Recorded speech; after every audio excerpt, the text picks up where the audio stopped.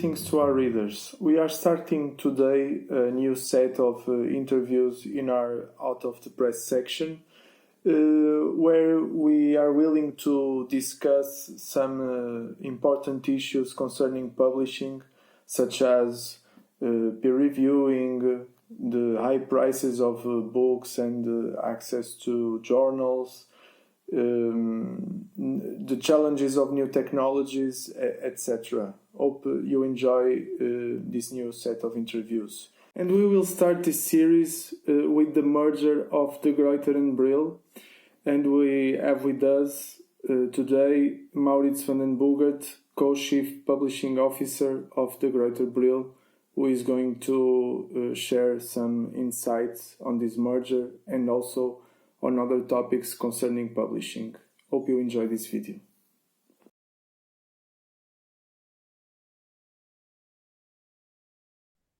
Thank you very much for sparing your time to give us an interview. Thank you for the invitation. I'm happy to be here. Well, thank you. Thank you very much. And so the first question will be a simple one. What are we medieval philosophy scholars to expect from the merger between two of the most important publishers in our field?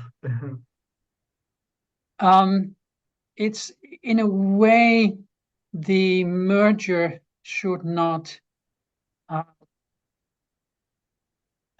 You should not have any. There should not be any detrimental effects. So for us, the merger is a coming together of two companies that, in many ways, were very similar. We have a shared long history in publishing in a variety of fields, not just in the humanities and the social sciences, but also in science, technology, and medicine. In the Gruyter as an imprint will remain.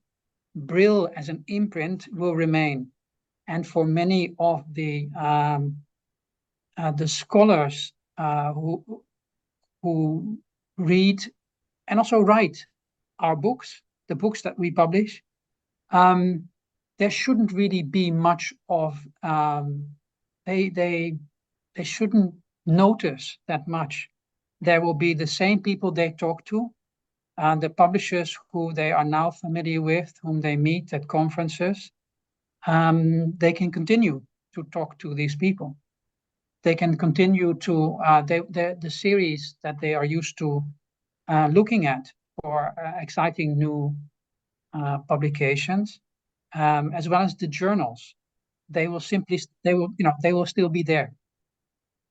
And in that sense, in the background, there will be this merged new entity, sure, the Gruyter Brill, or the Gruyter Brill, as I should say with the more German pronunciation. But for scholars, this should not really be, well, there shouldn't be much of an issue in that sense. It really is, this is an industry thing more than it is a scholar thing. And yeah, we want to stay strong in the fields where we are already strong.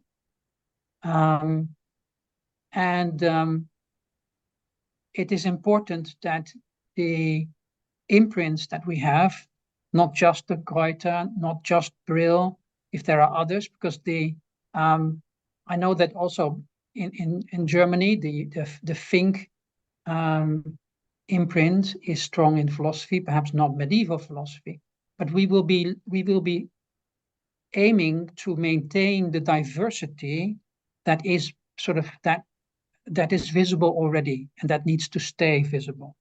We don't want to become this big monolith, this huge company that people see as a sort of a towering presence.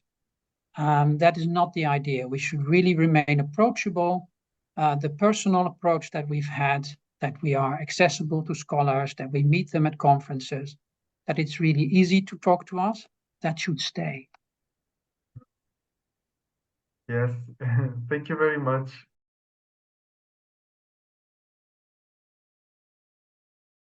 In order to unveil a little bit the backstage behind the publications we read, we study, and we make. Um, what would be a regular editorial process from proposing a book to the final publication? Yeah, sure. The initial stages can vary widely. I mean, some people come to us and they say, I have this idea for a book. And they would like to, they want to discuss sort of a very broad outline, really only an idea. Other people come to us and they say, I've just finished writing a book. I have the manuscript. Would you be interested? And between the idea stage and I have a manuscript, there are all kinds of, everything in between is possible, and everything in between is fine with us. We are happy to talk to scholars at any stage of that particular process. And whether they are writing a book or an article for a journal, or whether they have this idea to create an encyclopedia for their field, right? Something that they feel is missing and that should really be done. But realistically, this may take 20 years to accomplish. That too is something that we are always happy to talk about. So that first stage is really nothing more than a conversation, reaching out, and simply, having a coffee. That's really is often how it works. We chat, we meet each other at receptions, we sit down for a coffee or a beer, whatever, and we talk about this. There are no strings attached. At this point, it is really a very informal, just a talk, a conversation. That's usually how it starts.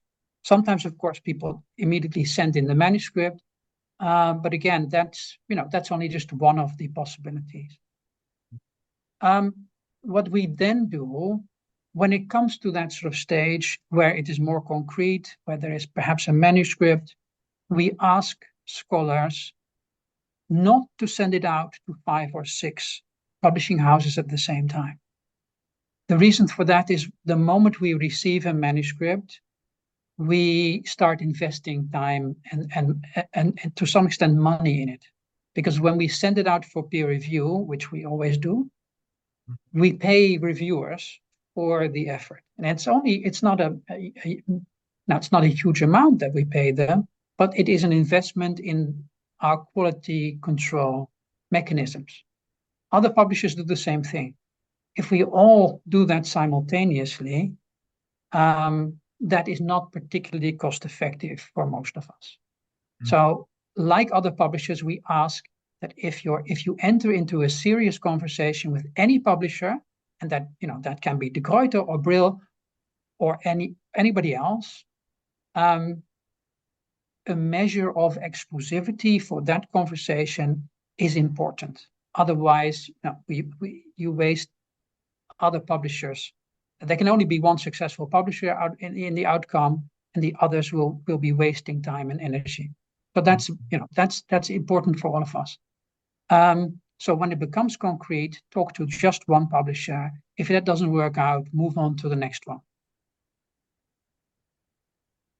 If there is chemistry, so to speak, if it works out, if you want to publish with the publisher you've selected, preferably the Gruyter Brill, then again it is you talk to the publisher, and there will be a contract. Right? The contract will always say peer review is part of it, and we always have a contract like most other publishers. That, of course, is a standard part of the arrangement. People can we generally ask scholars for their input, which series would be perhaps the most suitable, whether they have ideas about people to ask for peer review, people not to ask. Obviously, they will not be told who actually looks at their manuscript. but they can say, there are certain scholars who they don't particularly see eye to eye with, and then we can take that into account. So there's always room for personal input, where the author feels this is important for publishers to know. Again, we decide who we send out to the manuscript to for peer review, but it is also important for us to know if, because sometimes personal feelings do get in the way of these assessments, if you see what I mean. We want to filter those out before we start. So that there will be ongoing conversations about where the manuscript would fit best, and of course also about the timeline of the rest of the process. The initial contact will often be with a publisher. The formal title can vary. Usually there's something called acquisitions editor on their business card. But there will be somebody from the publishing department that you talk to as a scholar. From the moment the manuscript is final, it usually sort of is transferred within the company to a different department where the typesetting, for example, is taken care of.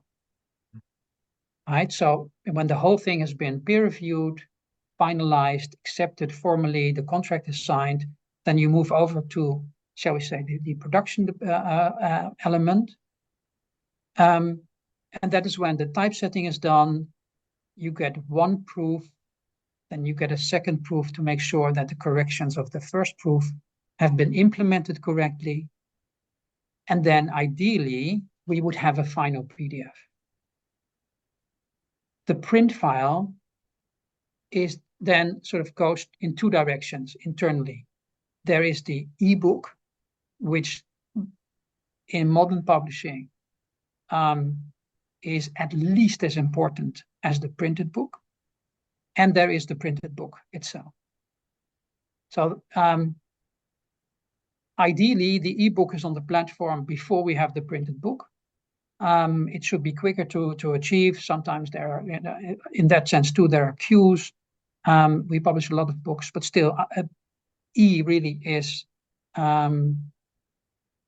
very important for the present, for the book business, as well as for journals, of course. Once that production stage is done, the project goes back to publishing, where we have colleagues who take care of the post-publication process, where the author gets their free copies, where we make sure that we know to which journals the book should be offered for review. And then once that has been done, I think the whole process is more or less finalized. Of course, then there's marketing efforts, which are also coordinated with publishing. And that is more or less, when the book is out there, and that's when it's done. Mm-hmm. Thank you very much. Could you highlight a little bit more in all that process, some parts of it that may be of more interest for our readers? How do you choose the peer reviewers, for instance? Many of the books we publish are published in a series. The series will have series editors, and they are then always involved. They are sent the manuscript or the proposal first. So it goes to them. We give them the feedback we have from the author. And then in close consultation with the series editors, scholars are approached with the question, would you do this peer review? Is it possible? We have a time frame in mind, and so it really is a conversation with our series editors. If the book is published outside a series, in many cases our publishing departments will have enough experience to know who to approach. And if not, they will consult somebody and say, this seems to be your field. Could you perhaps, somebody they know well, they trust and respect, could you perhaps help us suggest a few people who would be suitable to approach?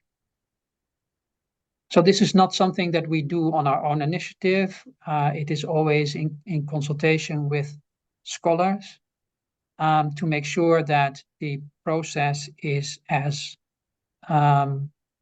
objective, if that's possible, or at least as unbiased as we can get it. Thank you.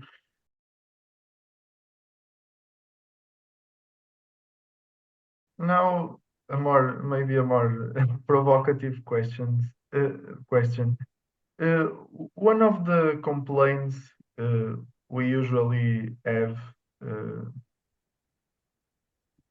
in scientific publishing is the unaffordability of the publications. Sometimes we don't quite understand. The price seems arbitrary sometimes. So some big volume has a small price, some small volume has a big price. So how does a publisher determine the price of a publication? Yes. The mechanism, first of all, perhaps the markets that we serve, the scholarly markets that we serve, are small compared with, for example, publishing houses that publish literature, right? The literature that we read in our free time, thrillers and that sort of stuff. That is the literary market. So where there are thousands or even millions of readers, that is not the case for academic publishing. Both the Gruyter and Brill very much focus on the institutional market. Libraries across the world, institutions, scholarly institutions, national libraries. That is a primary market for scholarly literature. And that is a fairly defined market. Yes, we also sell books to end users, individual scholars who are interested. But the institutional market is really the core of our business.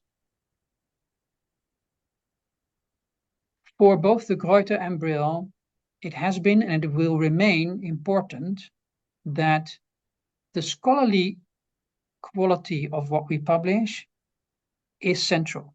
We want to publish high quality scholarship. And high quality scholarship is not necessarily a recipe for commercial success. And that's a reality. If people publish a critical edition of a rare medieval manuscript, inevitably the market for that is not huge. So there are many books that we publish that we feel we have to publish because of the scholarly merits, while we know that they are not going to be commercially very successful. At the same time, we from experience we know that there are always books that do well. So there is you could call it cross-financing. I mean, you could call it solidarity in the background going on, whereby some titles break even, some titles have a hopefully small loss, and a few titles do really well. And in the end, that should lead to a healthy business. Now, for the Gruyter Brill, we have very different margins from the really big publishers, the Elsevier's, the Springers, even Cambridge and Oxford. They have a very different model. They, in many ways, are much more commercial than we are. Our margins are relatively low. That's the reality. And I know that this sounds strange because the prices are so high, but the prices are high because the number of customers we actually reach is simply not is seldom more than 500. At the same time, what we see, of course, with electronic publishing, when the ebook came up, people predicted the demise of the printed book. And we now notice that ebooks are keeping print books alive. The simple fact that we have these multiple revenue streams, forgive me for sounding really corporate, that the money is coming from several directions, helps us to provide print books to those who still enjoy having a book in their hand. And I'm one of these people. So we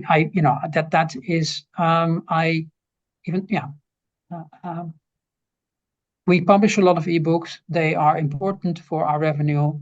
But in my hearts of hearts, and in my home, I still have a lot of actual print books. And I understand that this is that the price level is high. That is clearly the case. But with lower prices, for us, we would not be able to make it work. Now, many of the scholars will be aware that at conferences we often have discounts, and usually in the summer we have online. There's a sort of summer sale, so we do try to make gestures. Authors get discount, right? So that's in all our contracts. That if you're an author with the Gruyter Brill, you are automatically entitled to a significant discount on any other book you buy. So in this way, we do try to make gestures to individuals, and at the same time, this is simply how we have to work. Otherwise, it wouldn't. It would not be. We wouldn't be able to continue in business. And it's particularly that solidarity principle where only a few, titles bring in, really are really very successful in a commercial sense, and they sponsor to some extent the titles which are academically very important but commercially not a success. An additional factor in the difference of the price, where a book can be very big and you would expect it to be more expensive. Some authors have subsidies, they have subventions, and they come to us and say, I have this money, and I'd like to use that money to make to bring the price down. In the German context, that's very common. Such subsidies are still, I wouldn't call them standard, but yeah, common is definitely the word. In other regions, that is less normal.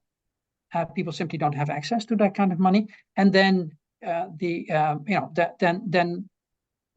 normal pricing would come in. Even then, there are sorry to make this a very long reply. There are different markets. For example, our African Studies program, which is prominent. But for that program, because the market could never support the regular prices, we make a strategic decision to lower prices for that list. also from a social responsibility perspective. We want our books to be read also in countries in Africa, and this is the only way. Of course, we are also part of United Nations initiatives to make scholarship even more accessible in developing countries in the global south.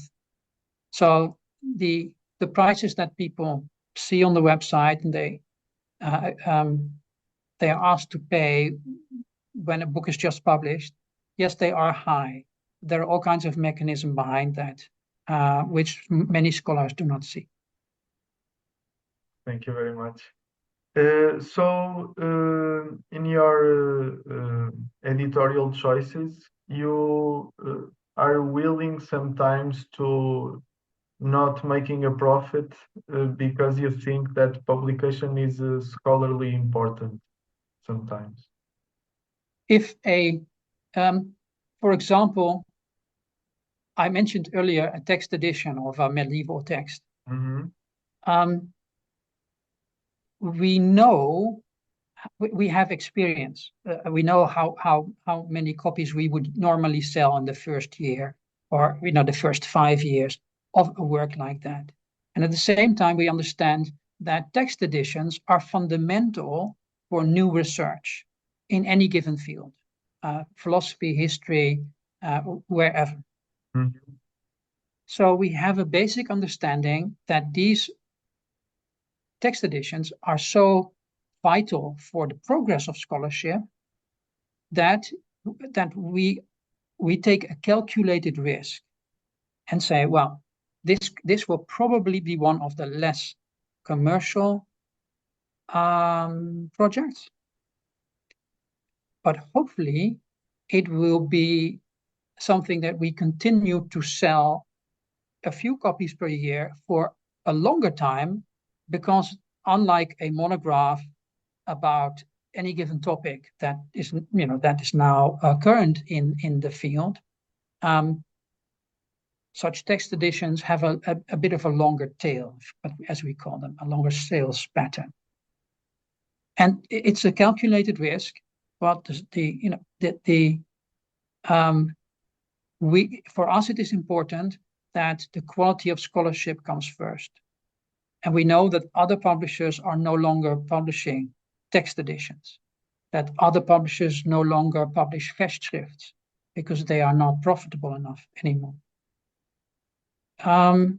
We try to balance that, and we try to publish what the market needs us to publish. And yes, sometimes that's a challenge to make it work commercially. And it helps to have subsidies. It helps to be able to convert books to open access, for example, which of course is a major development in the field now. The industry is continuously changing. We need to adapt with it. And coming back to the sort of the merger again, the fact that we are now a larger company allows us to be more, strangely enough, it allows us to be more flexible, to be more to meet these challenges in the market in a more effective manner. So we really will be stronger together.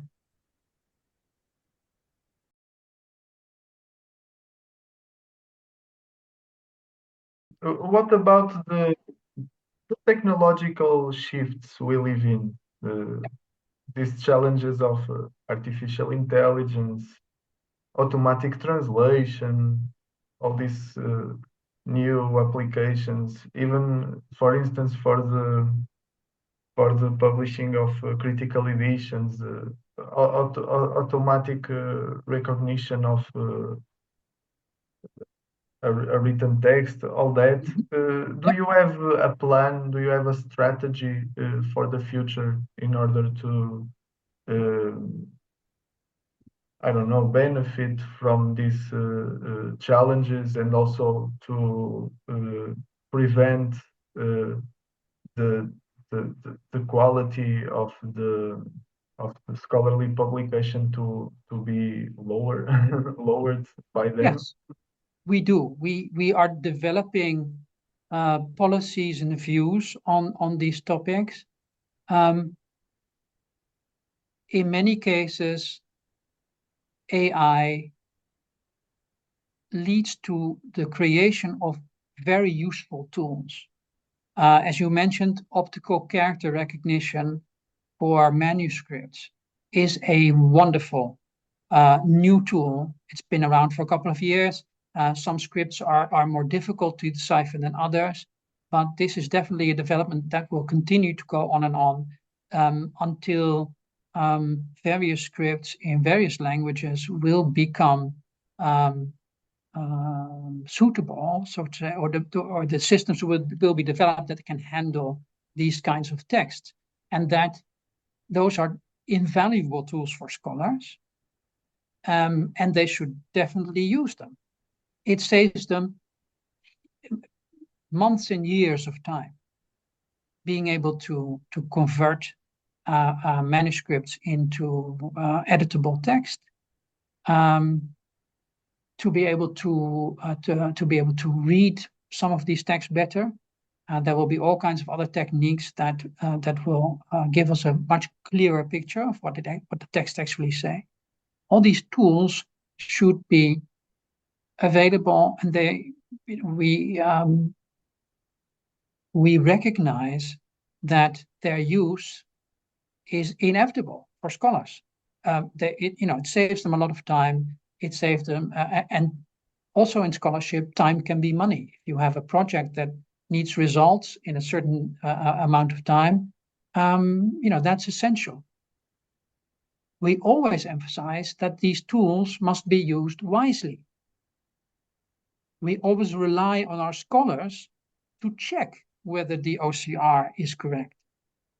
We need our scholars to be careful when they use automated translation. And it's perfectly fine to use that. Professional translators also now on a regular basis use AI for the first rough translation, which is fine. Again, it saves a lot of time. It saves money. Perfect. But we rely on individuals, on people, to then go over the result carefully, critically, to make sure that it's accurate, that the result is what it should be. And we have experience with using several of these tools, so we know the pitfalls of the process too. Language remains very difficult for tools like these to deal with, and there will always be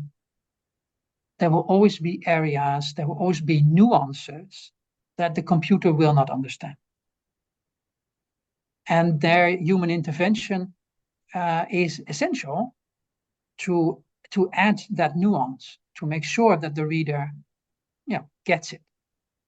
It would literally get lost in the process if we leave that to AI itself. So we embrace the opportunities that AI technology offers for scholars, for the publishing industry itself. We will definitely be looking at all kinds of parts of our own processes that can be aided or speeded up by using tools in AI. And at the same time, we very much value the human aspect, the intellectual approach that people still have, even though it's called artificial intelligence. The intelligent side of the tools is still something we can really challenge. We all know, we read about hallucinations of ChatGPT. We read about incorrect outcomes. We read about fake news, essentially, right? Simply the wrong interpretations. And it's very easy to get wrong results from AI if you're not careful. Another part of this discussion is, and that is emerging now in a very rapid pace, is how publishers deal with the request from tech companies to license the content that you, as our scholars, publish with us. We think that this is a development that has many positives. I was at the Beijing Book Fair earlier this year, and one of the publishers there shared their experiences with building their own tools, their own large language models. And it was done for the purpose of teaching English. They started out trawling the internet for all kinds of texts, and then training their large language models with what they found on the internet at large. They were not very happy with the results because simply there was too much polluted data that they had found. So they switched to only using publications that they themselves had published. And that was a critical step in the development of their own LLMs, because their own content was reliable, vetted, copy edited, checked for correct language. And that worked. So that is what they done. That's what they developed further on. So when tech companies come to us and ask, could they license our publications, we are willing to talk about this. And if we have a sufficient understanding of what it is that the tech companies will do with that content, and that we can also agree on limitations of what they cannot do with the content, then we are open to that development. Also, because it is simply a new way of helping us to keep doing what we do. So it is, I mentioned before, we have the various revenue streams. This is a new revenue stream that will support us going forward. So we are cautiously optimistic that this is good for scholarship, that these LLMs can better be trained by using reliable sources, because the alternative is that materials are used that are not reliable. And scholarship is there to be distributed. If we see this as one more channel to doing this, for example, also by making sure that the black box part of this, how is an answer, where does the answer come from an LLM? All the information we provide is anchored in sources, as you know, right? Scholarship, we have footnotes, we have the bibliographies, we can actually show where the information is coming from. It seems important to us that that is also part of the training of these LLMs, that you can drill down and you can actually find out where this is coming from, not from some opinion given on an internet chat site, but it is the result of research done by scholars and, peer-reviewed, published in a responsible way. So this is a new development. It's going really quickly. We understand that some of our authors will be apprehensive about this. And at the same time, we see a lot of opportunities also. Thank you.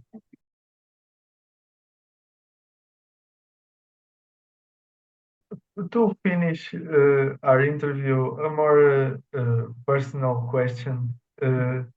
How does a scholar on the Middle East studies end up in a publisher? And if you have any advice for young scholars, or if someone is thinking of becoming a publisher, I don't know if you have any advice for them.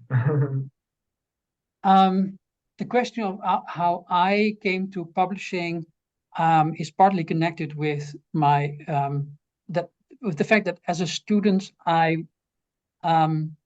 came into contact with publishing quite early on. Before I joined Brill, I had already published with Brill. So I knew a little bit about the process, what it entailed. So the industry as such was not entirely new to me. What appealed to me is that as a scholar, it is really nice to be able to create your own projects, to do the research that really gets you fired up, that you're enthusiastic about, that you want to do. In my current role or as a publisher, there are other things that I can do for scholarship. And I think the present role, for me, it suits me better to be able to do all kinds of things in a much broader sense. I think I'm more at home here than I am at the university. And this is, many of my colleagues have a PhD, not all by any means, but several do, in various parts of the company. And of course, part of the fun for me is that I can still, on a daily basis, talk to scholars, that I attend conferences, probably less in my new role than before, but that will still be a part of the work, to continue to listen what is going on in scholarship, what academics need from publishers like the Gruyter Brill. Because if we lose touch with scholarship, then something will go wrong. And there are, we have many publishers in the company who go out to campuses, to conferences on a daily basis. So I'm not afraid that we actually will lose touch, but it's also important for us as managers to continue to talk to scholars, to continue to have regular reality checks about what it is that scholarship needs from us. And I enjoy that very much. And yes, there are things that I miss. I used to love sitting in archives for hours and days on end, just finding documents that gave me a new insight into the history of the Middle East. And yes, there are still moments that I miss it, but in general, I'm really happy to be in publishing, which really is the fact, the way that we're doing it at the Gruyter Brill is very, very close to the university life, to scholarship in a sense. Leiden is a small town with lots of water, and it has one canal that sort of goes around the whole city. Now, the university is really inside the city, and symbolically, Brill is just outside the canals. But we can really, we can almost see the university from where we are. But so we're not part of it, but we're extremely close. And I feel that is really sort of a metaphor for how what we do as academic publishers. We're still a part of the academic ecosystem without being active scholars ourselves. I think it is important to keep making that distinction. It's nice still that I have publications of my own. I have a bit of sort of street credibility. I know what it is like to write a book and to get stuck, for example. That really helps. I understand what it's like. So for me, the stepping out of academia and into publishing, it's a process. I've been in this process for 18 years now, and the first few years were really difficult to let go. Still doing research in the evening hours, still trying to write articles. 18 years later, I'm still not entirely. I've not I've not stopped being interested in scholarship, but I do less and less of it. And at some point it will stop entirely when I'm ready, but I'm not entirely ready yet. So for scholars, for young scholars who wonder whether this is something that they would be interested in, the advice would be talk to people who are in publishing. Ask them what it is that they do. Ask them if there are ways of getting acquainted with scholarship. And there are programs currently sponsored, for example, by the European Commission, where younger scholars working on their PhD or in a postdoc situation come to publishers like the Gruyter Brill. They're here for a couple of months, and they get a sense of what it is to be working in a company like this, and that can be very helpful. And some of them stay, and others go on, taking up a position in the industry elsewhere. And so that could be a way. There are already programs that allow that. So anybody who is interested, just go online and find them. But again, just simply striking up a conversation with the publisher, it will already give you some insight, and it may be the start of something nice. Thank you very much for your time, for your answers. It was really insightful for us, and I'm sure that it will be for our readers. And I'll hope that this merger I'm sure it will go well. And of course, we scholars, we will keep reading and participating also in the publication of the Gruyter Brill. Thank you very much for Thank you. And I invite scholars to come to us again. Also, when they feel when they see things they don't like, reach out to us. We are here to listen. We really want to have conversations. We want to have those coffees with you and talk about what's going well and perhaps about things that we could do better. So please, now let's keep in touch. And we look forward to continuing in the many fields that we are active in, and to be really in close contact with our communities. Thank you very much for this interview.